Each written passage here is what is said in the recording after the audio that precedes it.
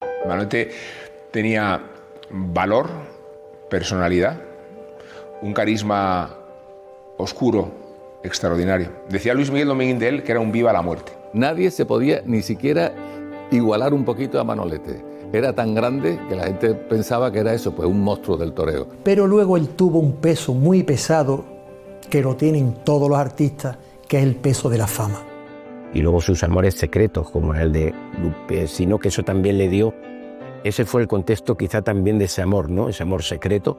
Él nunca la trajo a Córdoba, eso que diga la gente, él no la trajo nunca.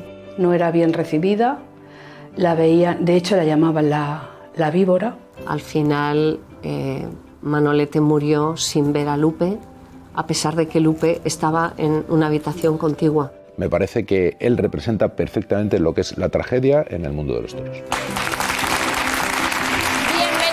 a una nueva edición del Legado. Cada semana vamos a desvelar las anécdotas más desconocidas, los secretos mejor guardados y los mitos que se han creado en torno a las figuras más relevantes del mundo de la tauromaquia.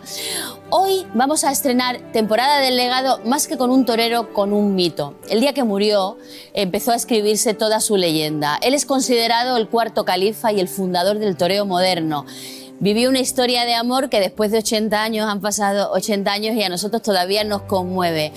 Era el torero más admirado, más afamado de la década de los 40. Ella era una actriz divorciada, que no la quería mucho en la familia de él. Y aunque no se aprobaba mucho su relación, la realidad es que fue una mortal cogida la que impidió esa boda. La fecha de su muerte quedó grabada para siempre en la memoria colectiva de todo nuestro país. Desde entonces, su figura en el mundo del toreo ya es eterna. Bienvenidos al Legado de Manolete.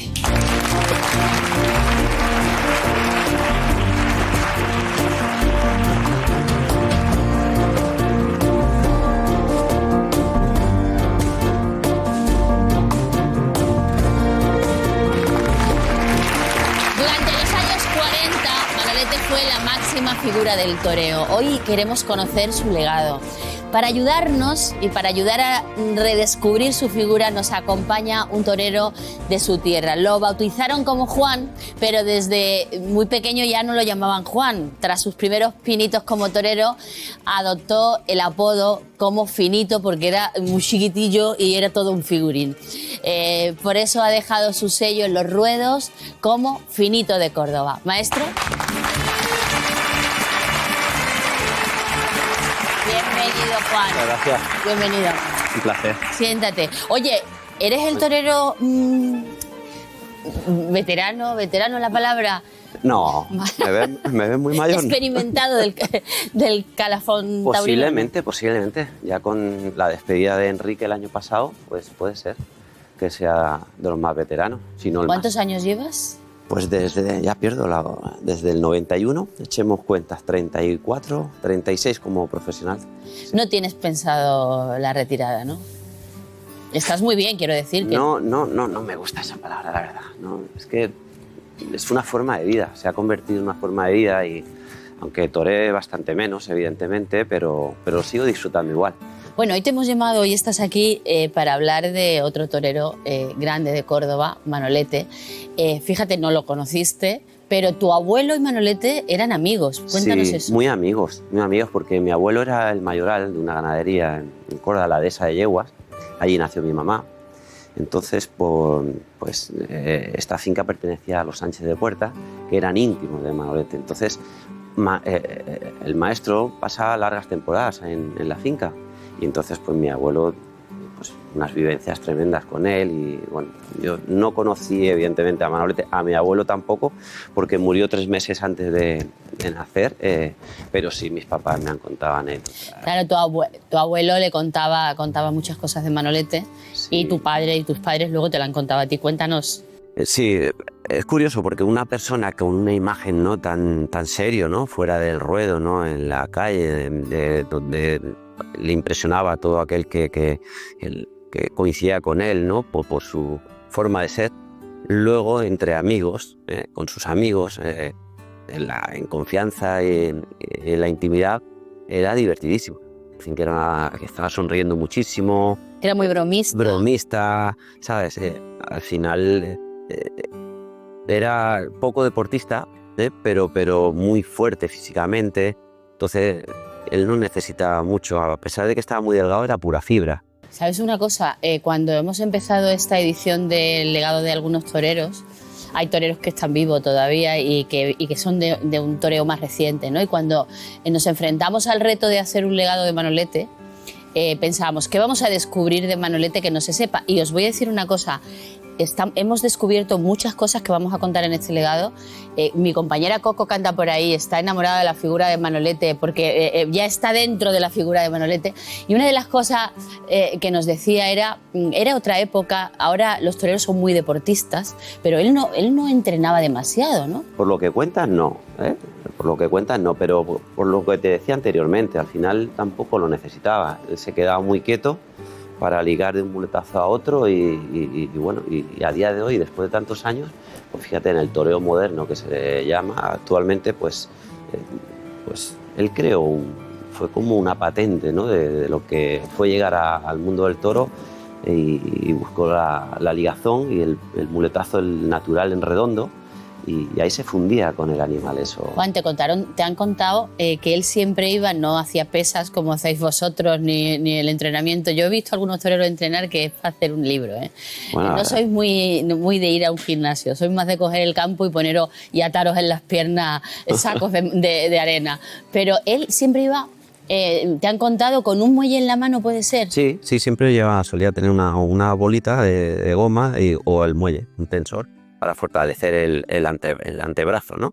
Pero luego decían que físicamente, de hecho, me cuenta mi papá, me dice que había una alambrada como de 1 metro de altura, 1 metro y poco, y él se la saltaba de un lado a otro, a pies juntos, ¿no? Es decir, que tenía una potencia luego en los mulos, las piernas, sin ejercitarlas, pues, y era tremendamente fuerte. Él se quejaba, ya hablaremos de eso a lo largo del programa, que el público le exigía más y más y más, y le decía a su madre incluso hasta que no, o sea, ¿qué me queda? Me queda morirme en la plaza, ¿no?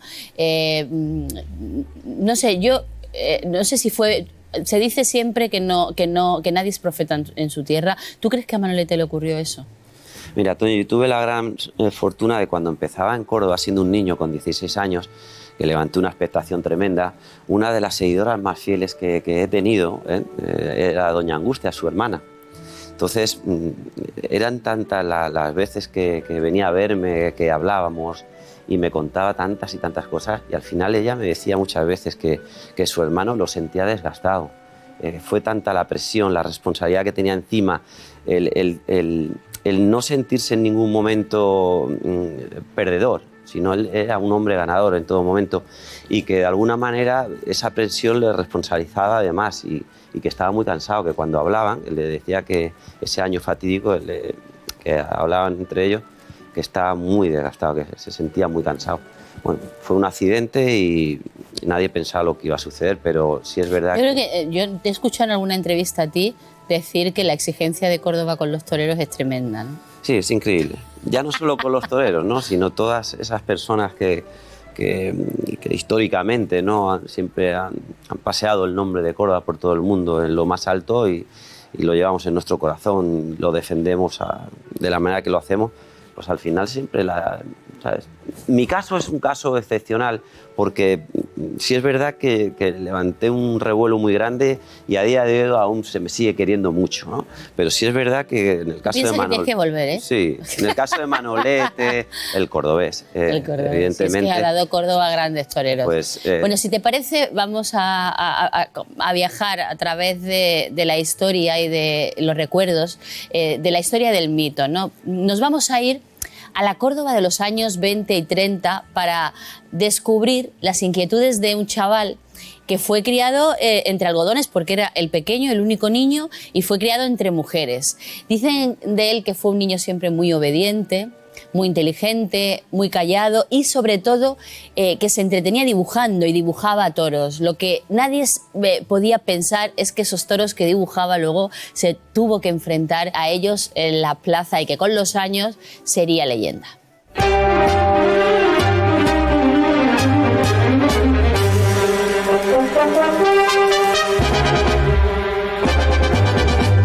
Manolete sigue estando muy presente en su Córdoba natal, así que para hablar de sus primeros años me he venido hasta la casa en la que vivió junto a su madre y sus hermanas.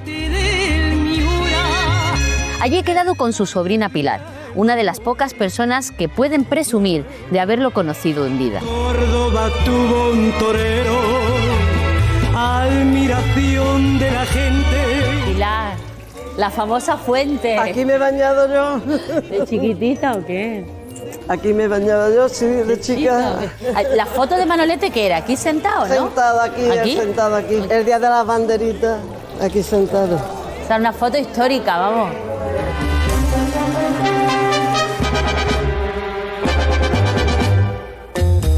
Pilar, gracias por recibirme. Nada. Familiar directo, sobrina carnal de Manolete. ¿Qué has sentido cuando has entrado por esta casa tan maravillosa que ahora es un restaurante, pero que era la casa que les regaló tu tío a tu abuela? Pues siento más alegría que pena, porque claro, yo la pena estaba muy pequeñita y no la recuerdo tanto, pero la alegría de venir a la casa de la abuela, veníamos casi todos los días. Tú eres hija de la mayor, sí, de Loli. De Lola. Que Lola fue un poco como la madre de Manolete, realmente. Fue su madrina de bautismo, que tenía ella 14 años, pero fue su madrina porque ella se entusiasmó con el único varón, pues los demás eran hermanas todas. Y entonces pues le tenía mucho cariño, tanto es así, es que lo crió. Para entender un poco la infancia de Manolete y la relación que tenía tu abuela, sí. María Angustias, con Manolete, sí. Hay que entender un poco quién era tu abuela, la familia que formó, ¿no? Tu madre es la primera hija de un primer matrimonio. Sí. Cuéntame eso. De Rafaelito Lagartijo, sobrino que además era como un hijo de Lagartijo el Grande, eso es. El primer califa de Córdoba. Tuvo a mi madre y a mi tía Angustia. Y luego ya, pues la abuela enviudó. Tu abuela se queda viuda Sí. porque muere su marido, torero, Sí. con 29 años y se queda con 3 niños. Y se casa de segunda nupcia con un banderillero de su primer marido. Que estaba con él, y entonces como entraba tanto a la casa, pues estaba enamorado de la abuela. Y la verdad es que ella no pensaba casarse, ni muchísimo menos. Tenía las 2 niñas pequeñas, porque el otro murió tan chiquitín. Y entonces pues él la pretendió, llegó a ser matador de toros. Y ya se casó. Cuando se casó ya era matador de toros también. Manolete padre, ya era matador de toros. ¿Y con Manolete padre cuántos hijos tiene? Pues tiene mi tía Ángela, mi tía Teresa, Soledad, y a él era el penúltimo. O sea, viene un niño a una casa donde solo hay mujeres. Solo mujeres. Tu madre... era la mayor. Era la mayor, 14 años, me has dicho que lo bautizó. Lo bautizó con 14 años porque era como su niño.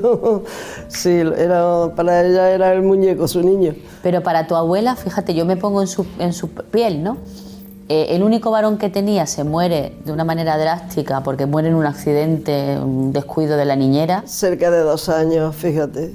Tomó piedra cáutica, que entonces, por lo visto, era cuando la gente tenía las pilas en su casa y la muchacha, mi abuela se lo confió para ir a los jardines. Y la muchacha se llegó a la casa de ella y se descuidó y el niño bebió de aquella caja que había, que lo tenían con Angelito, y murió, y fue un desastre, así que la abuela sin varón no quería que luego su varón fuese torero, la verdad.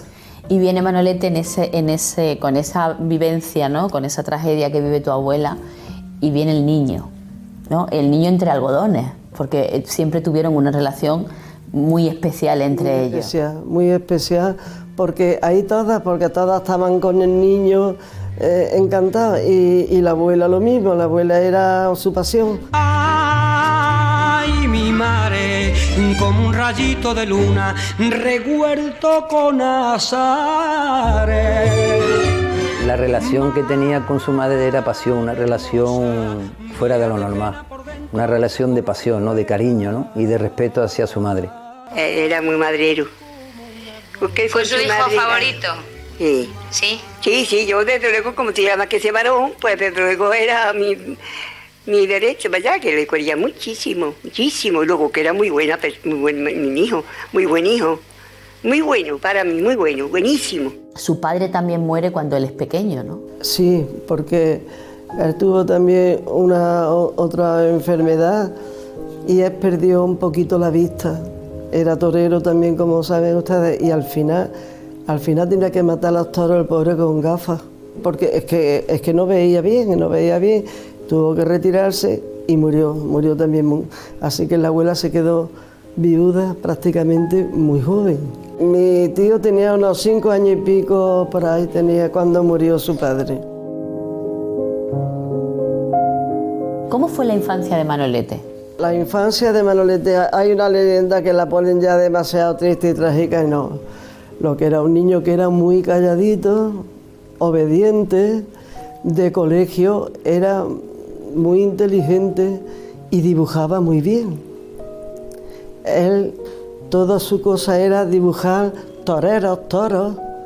Él le gustaba desde pequeño, claro, lo que él había escuchado de su padre, lo que ya le contaban.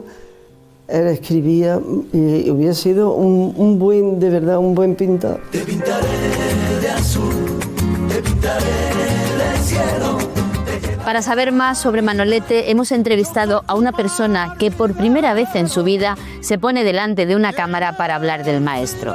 Se trata de Romy, el hijo del mozo de espada y mejor amigo de Manolete. Caballo de parto y oro. Tú eres hijo de Guillermo González Luque, el mozo de espada de Manolete. Correcto. Y uno de sus mejores amigos. No sus mejores amigos, yo creo que era su amigo del alma. El hermano que no tuvieron ninguno de los dos, porque todos tenían hermanas. Y ellos dos, no sé, esa magia que pasa, se encontró un hermano con otro hermano. En mi casa la palabra Manolete no existe, no. Y su madre, doña Angustia Sánchez Martínez, pues tampoco, era la abuela y el padrino. Era el que mejor le conocía. Claro que sí. Era el uno para el otro como los 3 mosqueteros. Eran los 3 iguales, siempre estuvo en la vida. Yo para mí que era mi padre, su ángel de la guarda. Es que era su ángel de la guarda. Estás emocionado hablando de... Siempre que hablo del padrino y de ellos es que no es que me emocione, es que lo vivo, lo estoy viendo ahora mismo, todo. Y yo, mi vida transcurrió allí. Claro. Mi vida era puerta con puerta y yo de chiquitito estaba allí, me acuerdo hasta de la perrita que tenía en el patio y toreaba yo. Tú jugabas, ¿no?, en la casa de Manolete. Claro, si es que además nuestras casas, la de los Arbas y la del padrino, se comunicaban por el patio interior. Había un pasamanos para subir la escalera.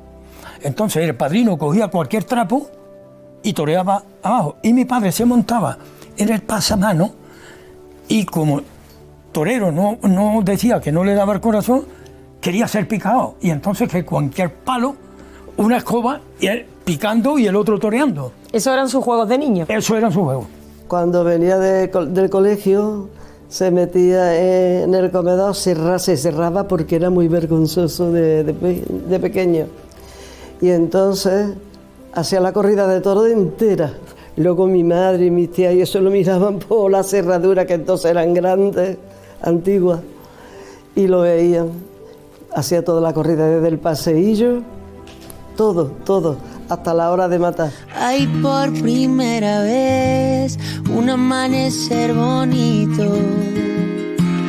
Por primera vez, lo que quiero y necesito. A la edad de 14 años, 15, se apuntó a la escuela taurina de Montilla, que había una escuela taurina en Montilla. La primera vez que Manolete toreó una becerra fue en la finca El Lobatón. Y fue unos comienzos pues como todos los toreros, ¿no? Empezando desde abajo, ¿no? Desde maletilla, toreando becerra, después de becerrista, después de novillero.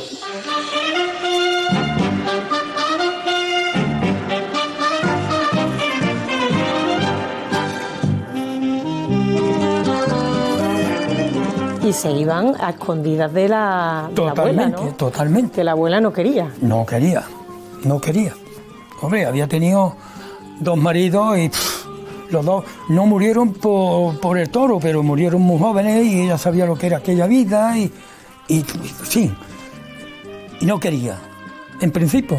Después no tuvo más remedio que claudicar.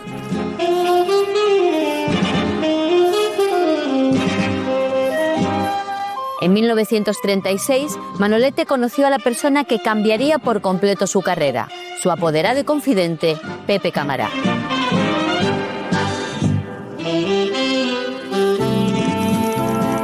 Camará y Manolete se conoce a través de Federico, ¿no? De su tío, ¿no? De su tío Federico, que cuando él ve ya que no puede echarle una mano o ayudarlo, pues le presenta a Camará para que dirija la carrera de Manolete, ¿no? Pepe Camará era como si fuera también otro hijo suyo, lo supo guiar, lo supo porque lo veía, todo lo que tenía de mayor, él dentro lo veía muy niño. Y entonces pues quería transmitirle todas las cosas, todo lo que hay detrás del toreo, todo eso se lo quería transmitir porque era muy inocente. Manolete, cuando irrumpe en la historia del toreo, prácticamente es muy torpe, pero era como un diamante en bruto. Tiene la suerte de tener un camarada que era su apoderado, que dicen, pero Pepe, ¿qué le has visto tú a este torero con lo torpe que es? Algo que ustedes no le han visto, porque Camará también había sido matador de toros. Se fue puliendo de tal manera que el hombre hizo grande al artista y el artista fue haciendo grande al hombre.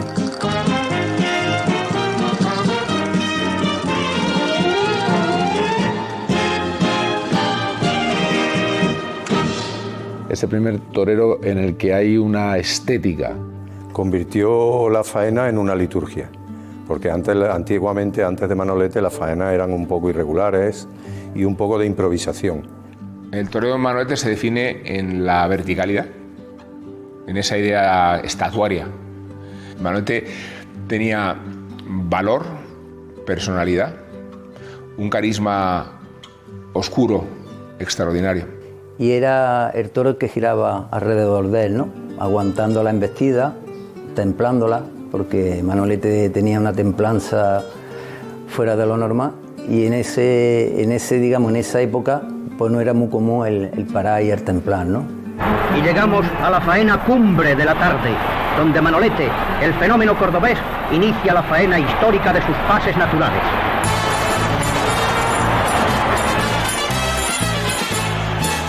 La corrida que lanzó a la estrella Manolete tuvo muchas corridas, ¿no? Importantísimas, pero sobre todo una que fue en Madrid, con una faena en el año 44, al toro ratón de Pinto Barreiro. La verdad que ahí formó tal lío y tal alboroto que digamos que ahí lo culminó, ¿no?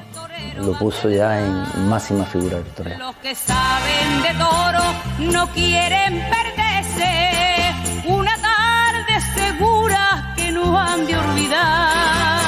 Pues torea quien sabe parar y crecerse y pisar el terreno, templar y mandar. Y ya se convierte en un ídolo de masas, en una España que necesitaba pues precisamente héroes. Acontecimiento inusitado en el mundo taurino mexicano. Debuta por fin Manolete, el más grande torero de todos los tiempos. 3 días antes de la corrida, la gente pasa largas horas frente a las taquillas de la plaza. En México, allí era un dios, ¿no? En México, y la verdad que marcó una época grandísima él, ¿no? El primero de la tarde salta al ruedo y Manolete sin más trámite se va hacia el toro, listo a demostrar por qué se le considera el número 1 entre los toreros de todas partes. ¿Tú te acuerdas de cuando llegaba de México con los regalos? Aquí, en esta estancia, llegó y a mí, pues, mira, la llevo puesta porque yo siempre la llevo puesta. Esta que es una medalla escapularia del Corazón y la Virgen del Carmen. Me conmueve hablar de Manolete. Me produce una enorme impresión porque creo que es la referencia de la tauromaquia contemporánea, tal como la podemos concebir. Manolete sería un torero vigente. Y a las 5 con un clavo, cuando la puerta se abre y el arte pisa el árbaro,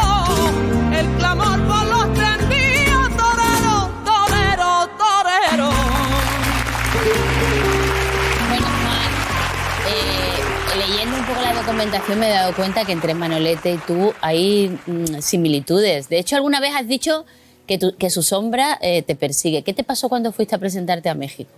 Curioso, pues, me llenaron de responsabilidad. Se me tensó el cuerpo, las piernas no las sentía, porque fue desembarcar en el aeropuerto, vamos, del avión, y en el aeropuerto ya estaba lleno de cámaras, de periodistas allí para entrevistarme. Era mi confirmación, evidentemente.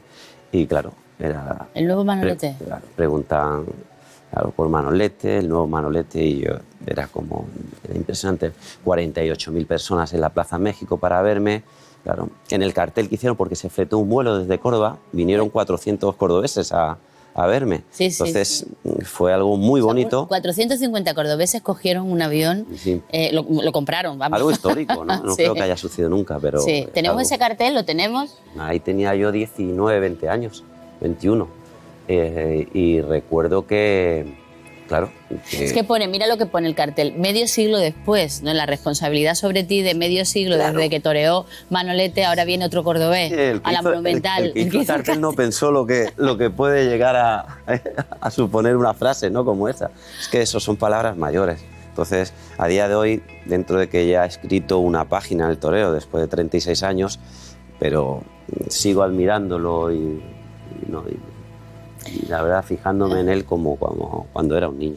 En el vídeo que hemos visto se dice que hemos dicho que en su inicio Manolete no era el torero que todo el mundo al verlo pudiera decir va a triunfar, no era un gran torero, pero la llegada de Pepe Camaral le cambia de alguna manera el toreo y la visión del toreo. ¿Puede un apoderado hacer eso, cambiar el porvenir de un torero? Sí, por supuesto, porque al final nosotros podemos tener el potencial artístico, ¿no? Tenemos unos valores, unas virtudes que las potenciamos y bueno, pero luego las personas que tenemos detrás son muy importantes, porque somos niños, niños que nos gusta la diversión, que desde que somos de una temprana edad ya estamos sacrificando lo que hacen tantos y tantos compañeros, ¿no? De colegio, de vida. Y eso lo sacrificamos y se echa muy de menos, muy en falta. Y entonces, como el torero se distraiga lo más mínimo, como cualquier deportista de élite, las cosas no suceden. Entonces, qué importante fue el tener a Camaral al lado. Tú tuviste al hijo. Como también para mí lo fue. Yo tuve a don Manuel. Año 91, el año de mi alternativa. Y entonces lo mismo, me contaba tanto. Al final, estar al lado de personas como don Manuel, eso es sabiduría, es fuente inagotable de sabiduría, de conocimiento. Es que es algo que siempre recordaré con un cariño muy especial. Dicen que Manolete fue el que profesionalizó de alguna manera la faena. ¿Tú crees que si ahora mismo estuviera toreando seguiría siendo uno de los grandes? Sí, sí, por supuesto. Yo no me cabe la menor duda, Toñi, que el que fuese grande en la época, en los años que estamos hablando, lo sería actualmente. Decía, lo que es la embestida en el toro ha evolucionado tanto. Hoy se embiste, se ha creado un toro para torear de la manera que se torea hoy en día. Claro, hay que agradecer mucho a la selección que han llevado a cabo los ganaderos. Por lo tanto, lo importante y el mérito de Manolete es que llegando en los años que llegó, con el toro que había entonces, que embestía con la cara muy alta, no humillaba para nada, su recorrido era mucho más corto, su mirada era mucho más continua durante la lidia, que él fuese capaz, ante ese tipo de condición del animal, quedarse quieto como lo hacía, cuando todos sus compañeros hacían un toreo con mucha más movilidad. Entonces eso sorprendió a todo el mundo. Y de hecho hoy en día pues... Y tenía más riesgo, muchísimo más riesgo, por supuesto. Por supuesto. Pero era un caso único. Al final es lo que digo. ¿No ves una fotografía donde ese hombre salga mal? Es que no la encuentras. Si nos ponemos a ver fotografías... Toreando, dices. Toreando, es igual, sonriendo en la calle. Es decir, era tan grande su personalidad que Bueno, Juan, en este programa no solo hacemos un viaje a través de las fotos, de las historias de los protagonistas, también a través de la música, lo saben ustedes. Y qué mejor que la Banda de la Maestranza de Sevilla para ponerle banda sonora a la vida de los toreros que han marcado una época. 19 de marzo de 1939, ¿no, Cristina? 1939. Se estrena en el Coso de los Tejares de Córdoba el pasodoble Manolete. Una música por la que parece que no ha pasado el tiempo porque está muy actual, a pesar de haber estado escrita hace casi 90 años. Vamos a escucharlo.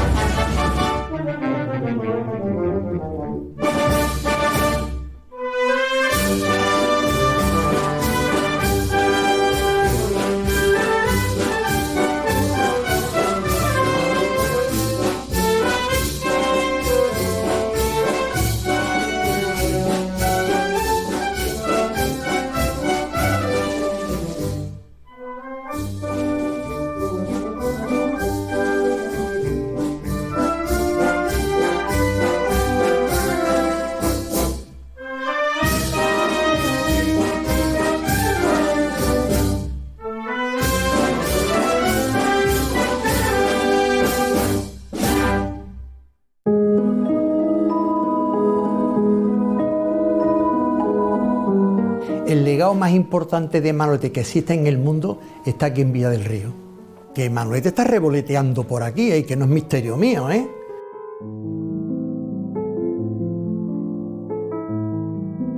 Háblame de los amores. Cuando vino la primera vez de México, se encontró que estaba casada. De hecho, no sé si eso será por naturaleza o no, le salió el célebre mechón blanco. ¿Por eso? ¿Ah?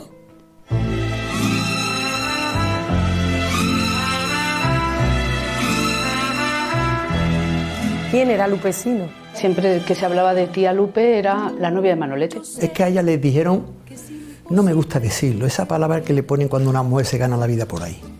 La persona que iba a quitarle a Manolete de seguir toreando y con lo cual se les iba a acabar a todos su jornal. Eso para Manolete no me gusta ni contarlo, porque tuvo que ser un golpe tremendo. Muy adelantada a sus tiempos. Nos gustaba mucho a la familia.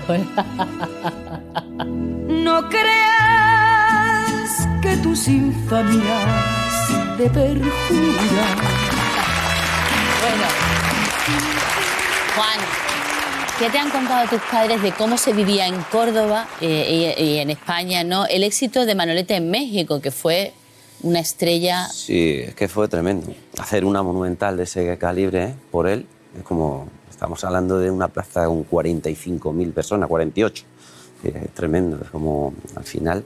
Y que a día de hoy se siga recordando. Es decir, yo confirmé, cuando confirmé la México, Toñi, allí en el cartel que anuncia, en la tablilla que anuncia el peso de los toros, no es como aquí, le ponen el nombre.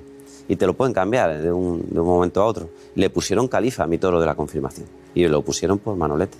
Para seguir hablando de Manolete, de cómo conquistó el corazón de todos los aficionados mexicanos y sobre todo de todo un país, nos acompañan dos compañeros de esta casa que son expertos taurinos, saben muchísimo más que yo.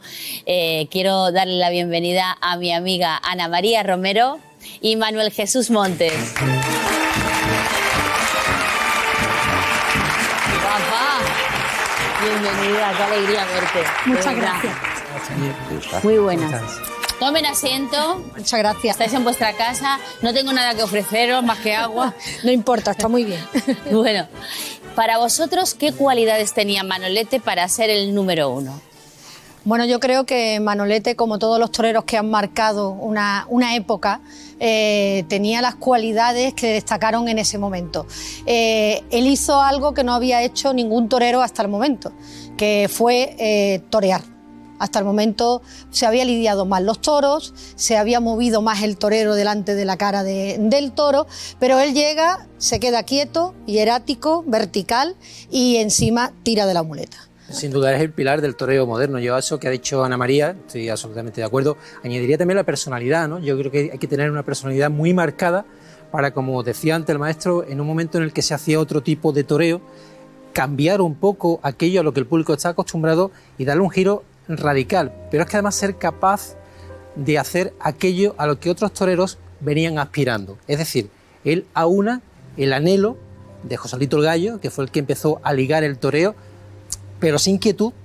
Esa quietud, por sus condiciones físicas que eran muy mermadas, la puso Juan Belmonte y él aunó nada más y nada menos que el concepto de ambos, el concepto de Joselito el Gallo y de Juan Belmonte, en un momento en el que el público, como decía el maestro, veía otra cosa. Él implanta eso y consigue impactar a la gente hasta mandar en el toreo. Yo creo que hay que tener mucha personalidad para conseguir, ¿no? Juan, ¿quién era su mayor rival?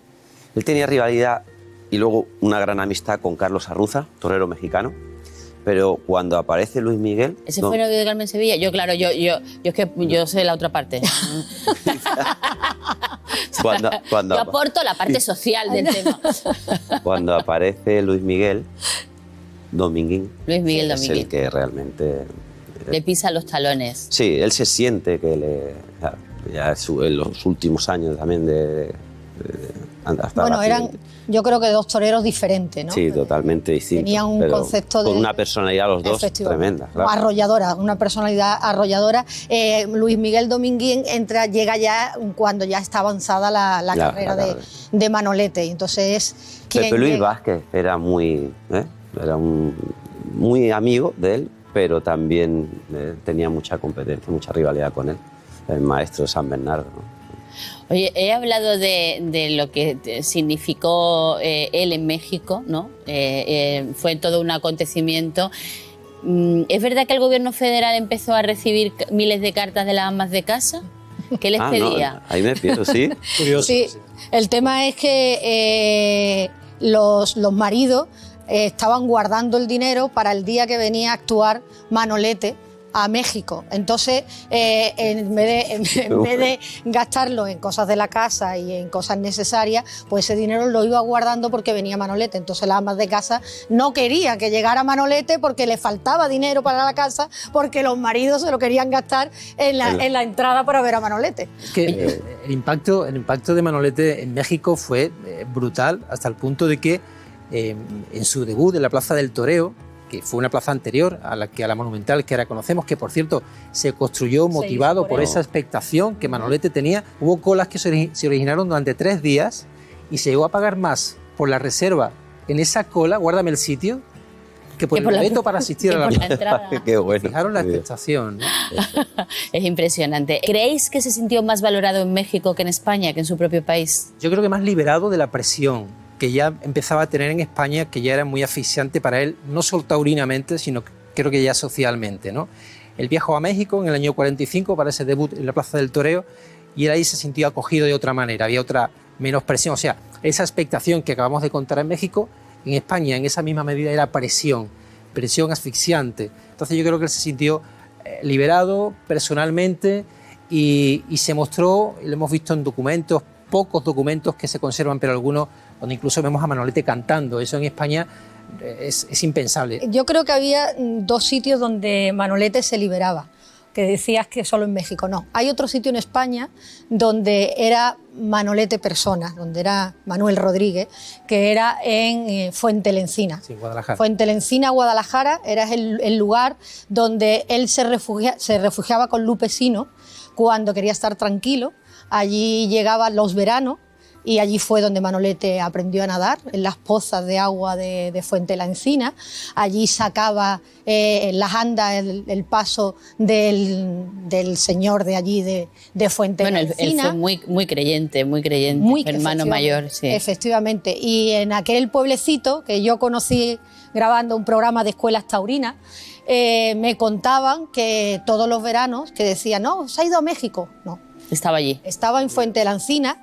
Un familiar de Lupe Sino tenía una casa muy grande con una cochera y él llegaba con su coche, famoso coche, lo metía dentro para que no lo viera nadie y allí pasaba grandes etapas. En julio de 2017, es decir, muy poquito tiempo antes de morirse, una entrevista que le hace a un periodista que firmaba con un seudónimo, el Caballero Audaz. Lo he leído estos días, lo he recuperado estos días y lo he leído porque me parece un testimonio impresionante.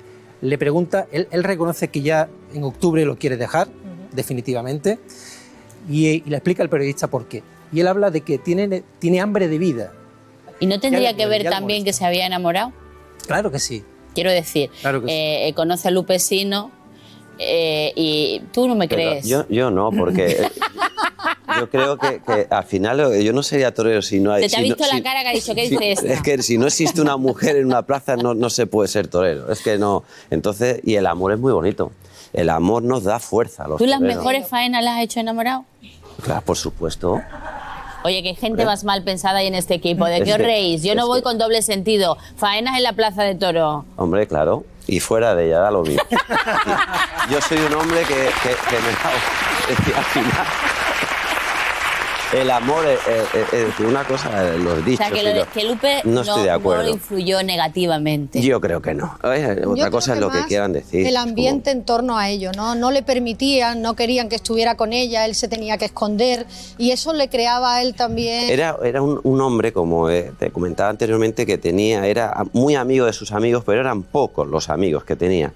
Esos amigos, sí me consta que al final también eran como querían conservarlo, cuidarlo, tanto protegerlo de tal manera. Claro, al final, ¿qué pasa? Que llega Lupe Sino y bueno, pues evidentemente pues tiene la necesidad también guapa, por de favor, salir, qué parejón más grande. Una belleza. Es una cosa maravillosa. La familia no la quería mucho, también lo digo. Más bien nada. Más bien nada, hasta el día de hoy. Los meses de descanso de Manolete estuvo permanentemente acompañado de la que fue el amor de su vida, por lo menos eso es lo que pensamos nosotros y lo dicen los documentos. Meses de relajación, de diversión para un torero al que la fama le estaba empezando a pasar factura, ¿no? La calma la encontró junto a ella, dicen muchos, una bella actriz a la que todos conocían como Lupe Sino.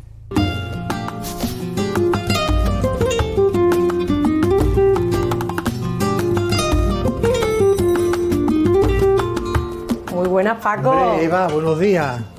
Me alegro saludarte. Muchas gracias por abrirnos las puertas de tu casa. Estás en tu casa y en la casa de Manolete. Eso desde luego, eso te iba a decir, porque se ha escrito mucho de Manolete, se ha dicho mucho, pero yo creo que eres la persona que más quiere a Manolete. Muchísimo, y vaya a pasar y vaya a ver cosas que no se han visto nunca. Pues vamos a hablar del tercer califa. Venga, Eva, vamos. Venga, vamos. Esencia de la corrida, trajes de luces y oro, un hombre que frente a un toro se está jugando la vida. Bueno, Paco, lo primero, cuéntame dónde estamos. Pues mira, estamos en el salón de Manolete, el comedor de Manolete. En esta mesa comía él, en esa silla o en esta silla, una de ellas se sentaba él.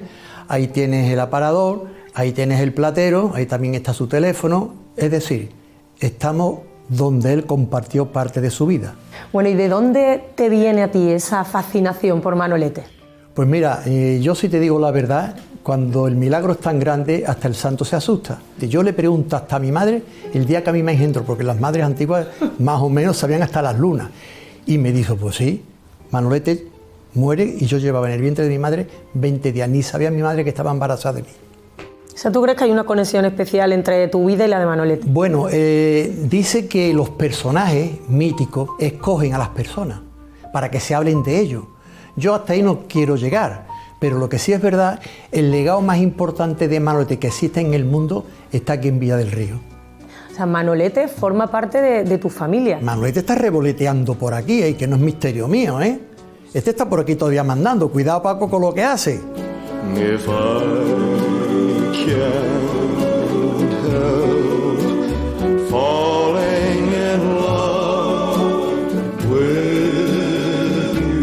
A mí Manolete, cuando yo me enamoro de él, es cuando veo ese empaque que él tenía. Esos zapatos bicolor, esos trajes cruzados, esas gafas manoletinas. Es que tenía un empaque que te llamaba la atención. Es que a Manolete daba gusto verlo andar por la calle. Decía, déjalo que sea adelante. Tú imagínate un hombre que en el año 44, cuando le dan un homenaje en el Lardi, que ponen el traje de etiqueta con la pajarita. ¿Tú sabes cómo se presenta Manolete? ¿Cómo? Vestido de traje corto. Traje cordobés, capa y sombrero. Y dice, pero este tío ¿cómo viene? Que ha roto el protocolo. Y dice don Ricardo García Quito, ¿cómo quiere que venga? Como un torero. Pues a partir de aquella fecha, los toreros se visten con traje corto incluso para casarse. O sea, que él marcó marcaba también una época, en la moda. Marcaba una moda. Las chaquetas blancas es una ropa que hoy día causa sensación, porque vestía muy bien dentro de la plaza y fuera de la plaza. Era un dandy, ¿no? O sea, despertaría pasiones allá por donde iba. Efectivamente, donde estaba Manolete no cabía nadie más, ¿eh? Lo decían la gente, incluso en los toreros en la puerta de cuadrilla. Dice que cuando Manolete estaba en la puerta de cuadrilla, las miradas iban a él. Amor de mis amores, sangre de mi alma. Háblame de los amores que conocisteis en la familia y que no se han conocido, ¿no? Prácticamente tuvo muy poco. Sí le gustó una niña que vivía aquí en el Gran Capitán. Lola. Le gustaba mucho. Estaba muy, muy enamorado. Entonces la veía a ella, guapísima. Dice que era la cara de una virgen, dice que tenía. Una niña muy buena, una familia extraordinaria. Pero él siempre tenía la cosa de que cuando se acercara a ella, él tenía que ser más importante, fíjate. Y cuando vino la primera vez de México, se encontró que estaba casada y le sentó el pobre tal mal, porque ya te digo que fue de los amores, ese amor era el que más le dolió. Yo soy un hombre pobre, soy poco para ti. Se metió aquí y no salía de la cama. No quería levantarse. Y le salió un mechón de canas del sufrimiento. Y le salió cuando salió a la semana, tuvo una semana que no querían, los amigos venían y todo eso, mi padre, pero bueno, decía Federico que no tengo ganas, chiquillo, que te vengas te vengas allí, que tu hermana te está esperando. No quería ir a ningún sitio, hasta que ya se le pasó, porque claro, ya empezaron a seguir toreando y entonces ya se le fue eso de la cabeza, pero estuvo muy enamorado de ella. En el barrio me critican porque soy la espabilada. Pero la mujer que marcó su vida fue Antoñita Bronchalo, una actriz a la que todos conocían por su nombre artístico, Lupe Sino. Para hablar de ella, hemos quedado con su sobrina Pilar. Es la primera vez que alguien de su familia se pone ante las cámaras para hablar de su historia de amor. Espabila, hoy me dicen lo mismo que ayer. Bueno, desde la infancia, siempre que se hablaba de tía Lupe, era la novia de Manolete. O sea, Manolete estaba en mi mente desde pequeña porque era el novio de mi tía. Había sido el novio de mi tía.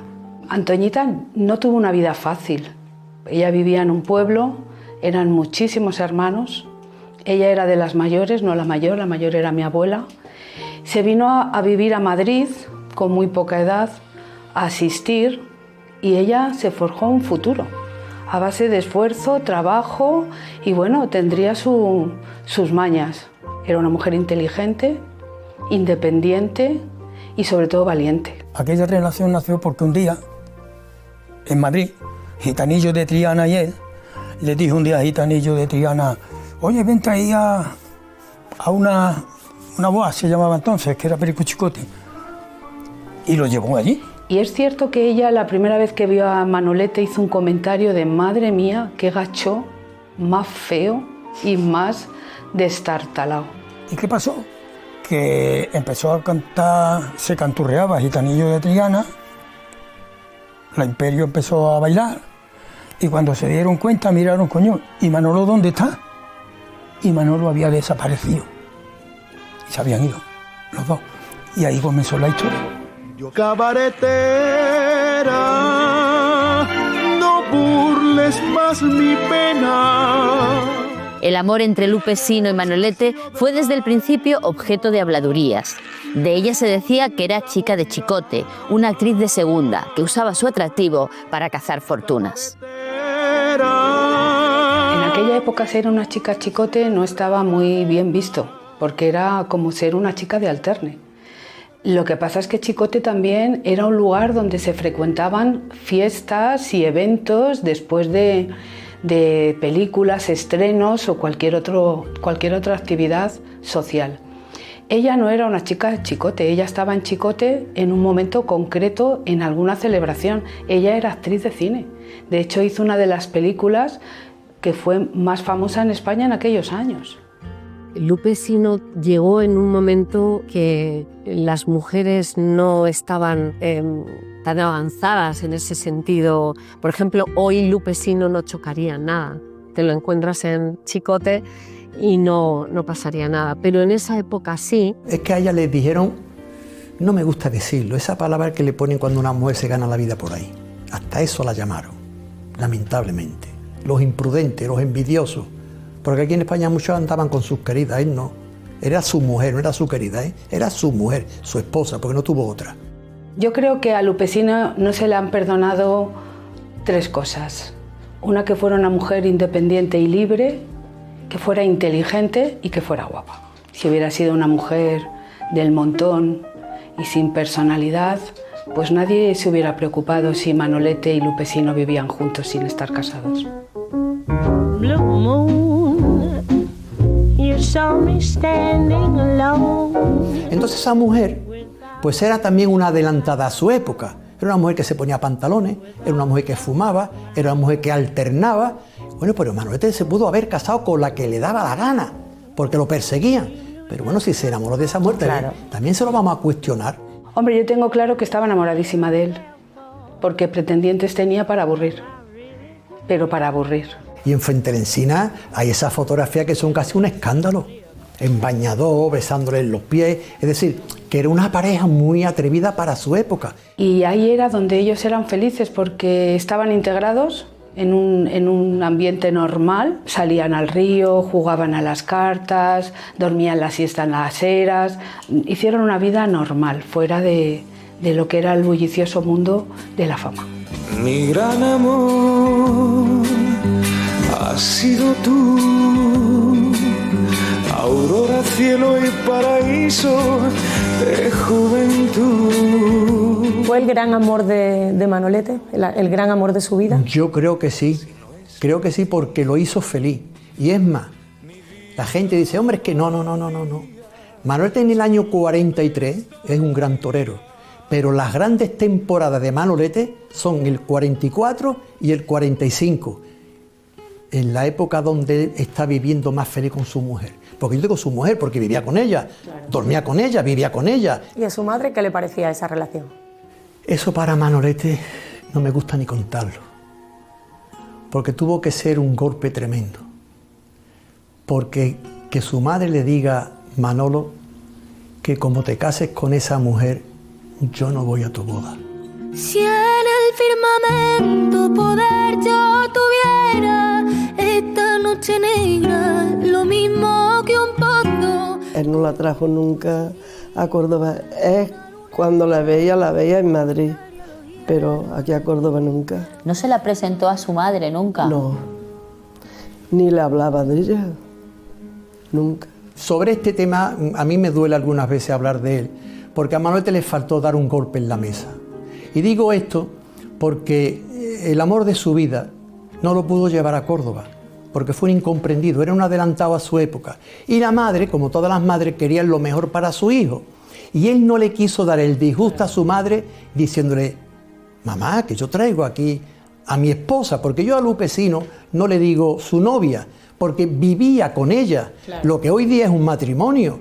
Mi abuela, como sabía tanto, lo conocía tan bien, le decía, niño, me han dicho que se va a casar, Manolo se va a casar, y su madre pues la echarán de aquí porque se vendrá ella. Y decía, mira madre, cuando me vaya a casar, la primera en saberlo serás tú. Así que tranquila, que no hay nada ni de boda ni de nada. Entonces mi abuela, como sabía ella cómo era su hijo, cómo era, ni le preguntaba porque él no quería el tema con ella. Era simpática, muy simpática, era muy mona, porque quería ser artista, era guapita, era muy guapita, muy moderna, muy adelantada a sus tiempos. ¿No os gustaba mucho a la familia? Yo estaba claro. Sí, tú eras una niña, no puedo hablar, pero no hablaban, no querían mucho hablar del tema porque nunca vieron que eso sería hecho. No sé, o creían que eso era un pasatiempo o lo que sea. ¿A Camarás no le gustaba? Nada. Si tú eres mi problema y mi pecado, quiero escapar, contigo está el infierno. No era bien recibida, la veía, de hecho la llamaban la víbora, y no era bien recibida y era una mujer que no se podía mover en su entorno. A doña Angustia es que la envenenaron, porque doña Angustia no llegó a conocerla. Tú no puedes odiar a una persona que no la has conocido. Claro. Tú no puedes odiar a una persona que no has hablado con ella, que no te ha hecho un tal o un cual. Entonces, claro, a doña Angustia la envenenaron. Claro, ella estaba aquí en Córdoba, que Córdoba en aquella época era un pueblo. La gente, los vecinos le contarían de todo, ¿no? Claro, fumando con Lupe Sino, que se había estado casado con un republicano en la guerra, que se iba por Perico Chicote, que se iba por este sitio, que se iba por el otro. Mi abuela jamás le dijo, niño, no te vayas a equivocar, ni nada. No le dio opción a nada. Y mis tías, menos, mis tías lo respetaban muchísimo. O sea, ¿tu abuela no se metió nunca en esa relación? No se metió nunca. Le agradara o no le agradara, ella jamás comentaba, y con las niñas comentaba ella nada. La abuela era en ese aspecto ya muy reservada y muy... Lo que pasa que ella le venía muy bien, pues estar ya con un torero famoso para sus cosas de ella de cine. Bueno, esas cosas se han dicho siempre, pero yo haría una mención a que los 4 años que vivieron juntos, vivieron en un piso que era de Lupe Sino, en la calle Hilarión Eslava, y que era de ella. con lo cual no sé de qué se podía aprovechar. Poniéndome a mí primero y haciendo mi voluntad, por ser reina en mi agüero perdí yo la libertad. Mi tío, aunque eso no lo contaba a la gente, no le contaba a nadie, él veía interiormente que esa mujer no iba a querer la vida que pensaba tener. Sabía que no era mujer de meterla en un campo. Los toreros tienen que tener claro, las mujeres sí quieren acompañarlo. Sí, claro, lo que pasa es que el amor, una cosa es lo que te marque la cabeza y otra cosa es lo que te marca el amor y los sentimientos, ¿no? Pero, aunque eso no se lo ha contado a los periodistas ni a nadie porque era muy caballero, él vino muy desengañado, eso ya lo sé por mi hermano, que él venía muy desengañado de ella, de México. Del último viaje. Del último viaje. Y ese amor tan sagrado, tan callado, tan secreto y tan contado. Cuando están en el aeropuerto el 1 de octubre del 46, porque el primer viaje no va a México, ella va en el segundo, pues resulta que cuando están en el aeropuerto, pues dice, sácame el capote de paseo. Pero hombre, Manolo, con un montón de baúles de maletas, yo tú para México, que me saques el capote de paseo, porque Manolete hablaba de una vez, a la segunda ya había que hacerle caso, mandaba más con la vista que con la boca, porque hablaba muy poco. Cuando Manolete tuvo el capote de paseo suyo en sus manos, se lo puso en el hombro Antoñita Bronchablo Lupecino, y le dije a los periodistas, ahí tenía la que dicen ustedes, la dignificó como mujer cuando le puso su capote de paseo. Qué delicadeza, ¿no? Hablarme de esa mujer, dice, no, pues el capote de paseo se lo voy a poner yo a ella. Y ese afán de estar juntos contra todos, sin infierno y sin tesoro. ¿Es verdad que tu padre la relación con Lupecino no la llevó muy bien? Mi padre lo único que le dijo, algo sobre la posible relación, sí. Dice, Manolo, esa mujer no te conviene. ¿Por qué? Por el carácter del padrino, que a él le gustaba la paz, la tranquilidad, el campo y lo otro. Y aquella relación, pues claro, era otro mundo. Claro. Y ya está.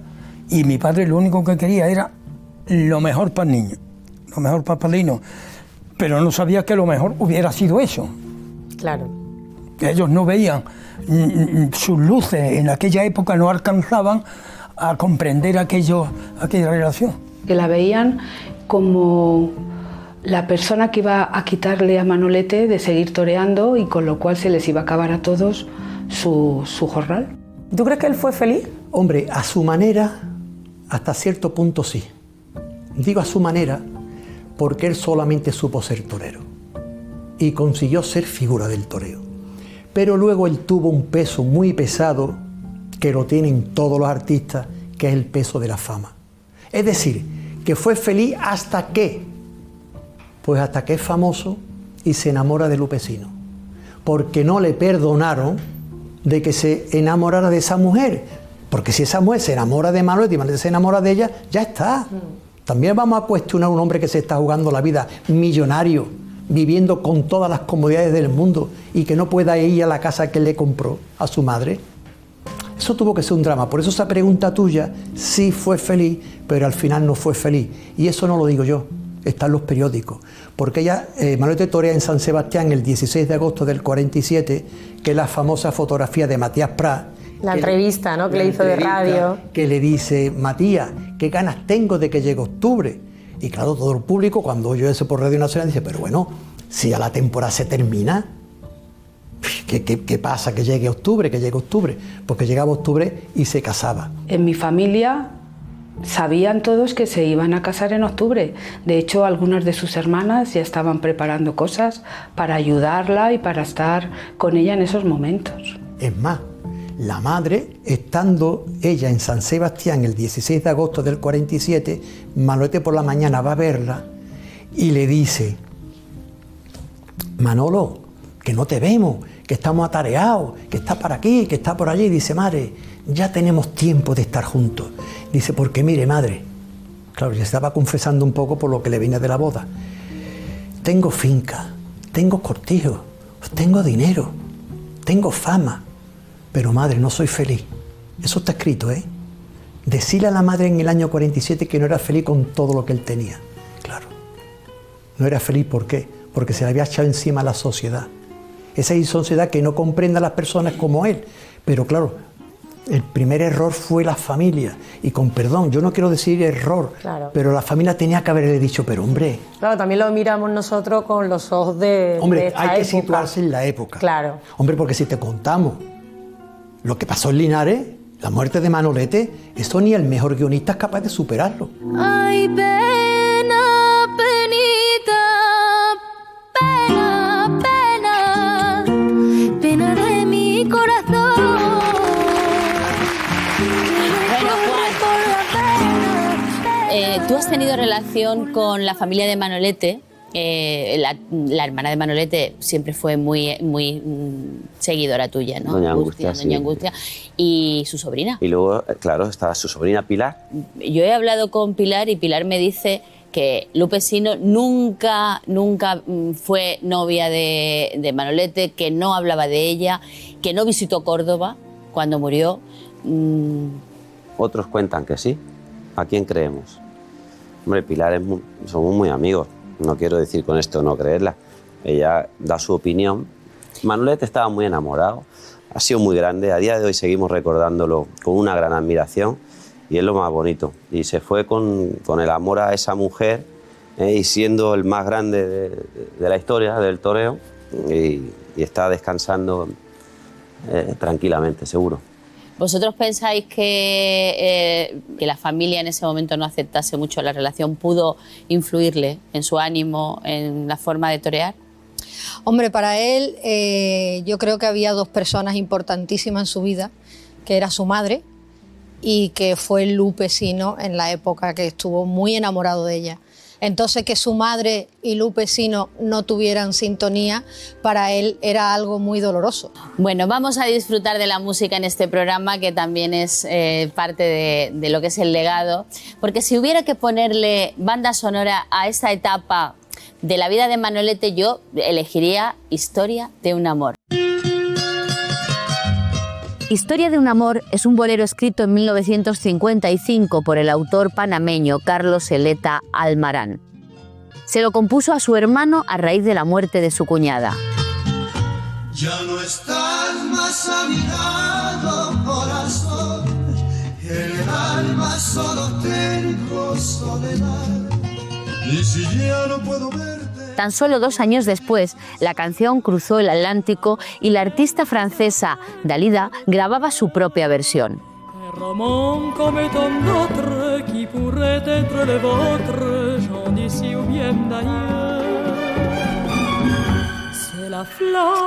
Aunque no fue la única, este tema se ha versionado en idiomas como el portugués, inglés, ruso e incluso chino.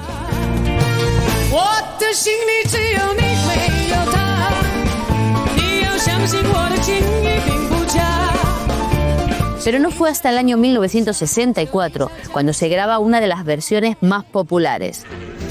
Siempre fuiste la razón de mi existir. Adorarte para mí fue religión. Y en tus Una versión que 3 décadas después, en 1994, Luis Miguel rescata en su álbum Segundo Romance. Tus besos yo encontraba el calor que me brindaba, el amor y la pasión. Es la historia de un amor como no hay otro igual, que me hizo comprender todo el bien, todo el mal, que le dio. Ya en el nuevo siglo, la característica voz de Luz Casal también se rindió a estos acordes. Es la historia de un amor como no hay otro igual, que me hizo comprender todo el bien, todo el mal. Todo un himno al amor que a día de hoy sigue atrapando a las nuevas generaciones, como la artista urbana Nati Peluso.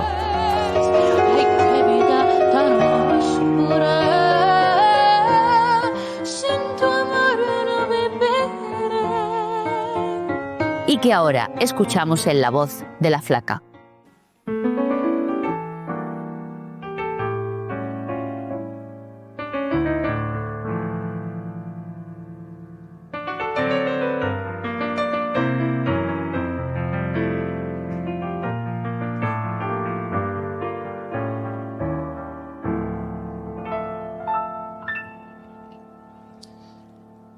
estás más a mi lado, corazón. En el alma solo tengo soledad. Y si ya no puedo verte, porque Dios me hizo quererte para hacerme sufrir más. Siempre fuiste la razón de mi existir. Adorarte para mí fue religión. Y en tus besos yo encontraba el calor que me brindaba el amor y la pasión. Es la historia de un amor como no hay otro igual, que me hizo comprender todo el bien, todo el mal, que le dio luz a mi vida, apagándola después. Ay, qué vida tan oscura, sin tu amor no viviré.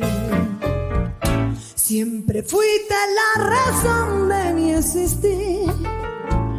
Adorarte para mí fue religión.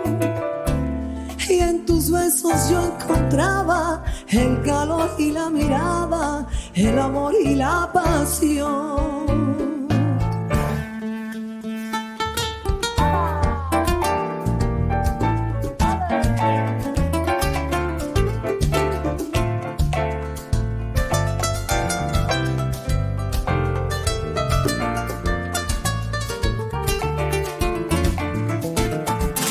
Es la historia de un amor como no hay otro igual, que me hizo comprender todo el bien, todo el mal, que le dio luz a mi vida, apagándola después.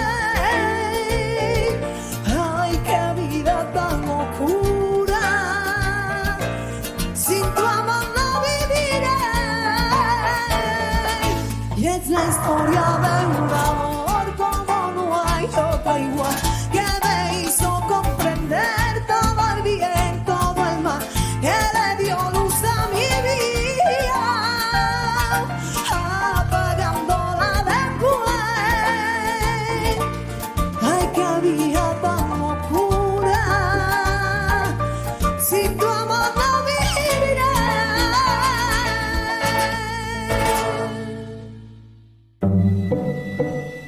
Estos son 20 telegramas de Manolete y su entorno a su madre en Córdoba, desde México. Dice, leído prensa de noticias, mi casamiento es mentira, te lo juro. Estaba él preocupado porque su madre vaya a pensar que se ha casado sin ella. Es que su madre para él era algo especial, ¿no? ¿Qué más cosas pone? Es que me encanta. Esto es un tesoro, ¿eh? Bueno, vamos a seguir descubriendo detalles de la historia de amor entre Manolete y Lupe Sino, que es lo que a mí más me gusta de toda esta historia. Y nuestro siguiente invitado tiene un auténtico tesoro. Él es retratista taurino, pero también es un gran coleccionista de todo lo que tiene que ver con el universo de Manolete. Damos la bienvenida a Ladis Rodríguez. No te vayas a caer. Muy buena, señor. Bienvenido a su casa. Un placer. Ladis. A ver. Ladis, siéntate aquí conmigo. ¿Cómo está? Muy bien, ¿y tú? ¿Qué traes en esa caja? Siéntate, siéntate. Sí. Un permiso. Bueno, primero, déjame la caja, espérate, Ahí. espérate. Tú tienes un vínculo muy especial con Manolete que tiene que ver con el día en el que naciste. Claro. Cuéntame eso. Yo nací el día que murió él, a la misma hora. Y además somos los hermanos, nuestros hermanos y mis primos somos herederos de los derechos del pasodoble de Manolete. Que el pasodoble de Manolete lo hizo José Ramos Celares, nuestro tío, con Pedro Orozco. Está hecho por los dos. Tú de ahí ganas un dinerito, ¿no? Nos liquidaron. Autores. No, nos liquidaron en el 97, en el 50 aniversario, desde Tailandia. Que es curioso, que en Tailandia creo que no se dan corridas de toros normalmente. Yo sepa, ¿no? Bueno, tienes, si no me equivoco, el archivo gráfico más importante sobre Manolete, porque eres un gran coleccionista, porque tú no estabas Sí, allí para hacer la foto. eso es. Pero tu padre sí, fue un gran fotógrafo. Mi padre, retratista en los taurino. últimos años de él. El último año de él. Y le hizo muchísimas fotos. Bastantes fotos. Y tú has conseguido... Yo tengo guardado ese archivo. Ese archivo tiene más de 80 años. Lo cumple el año que viene, cumple 82 años. El archivo. Bueno, pues dentro de la colección de fotos hay una muy especial. Es una foto un poquito escandalosa para la época. Sí, es curiosa, esa foto es muy curiosa. ¿La podemos poner? Sí, esa foto se puede poner, no pasa nada, pero es curiosa, cómo pasaban las cosas, antes, el cuidado que había que tener y había que ser muy meticuloso para esas cosas. Juan. Fíjate, la foto censurada, que es la original, es esa, donde se ve a Lupe subida en el burrillo con una postura un poquito, hombre, y con los hombros al descubierto. Eso es, y las piernas y tal, las piernas y la farra cortita y, todo eso. Por encima, la rodilla, mira, en la foto que se publicó, como tapan la rodilla, tapan los hombros. Un fotomontaje, A la él no foto le que se tapan nada, publica es un fotomontaje. Él no, parece Rambo, está fuerte ahí. Ay, pero qué foto más tierna, por favor, esta foto es maravillosa. Esta es la foto que yo te decía anteriormente. Esta foto es maravillosa. Esto en Fuente la Encina. Claro, ahí estaba él con su novia en su burrillo. Encantado, estaban en Fuente la Encina. Ellos ese año es sabático para Manolete, pero se va con su novia a vivir allí. ¿Tú traes en esa caja algo que tiene que ver con la historia de amor? Sí, mira, ¿Qué? A ver. yo cumplo años el 29 de agosto. Sí. Entonces, el mejor regalo que me han hecho en mi vida es esto. Me lo regaló Rafael Barrita, un torero de Osuna, que tiene el récord de que en todos los años que ha estado torero no recibió un aviso nunca. Es un hombre que va a cumplir ahora 92 años. Tú sí, a ti te dieron aviso, ¿no? Bueno, sí, eso es normal. Los avisos es normal. Un aviso es normal. Pero este hombre tiene el récord del que no tiene aviso. Me regaló esto, el día de mi cumpleaños, el 29 de agosto.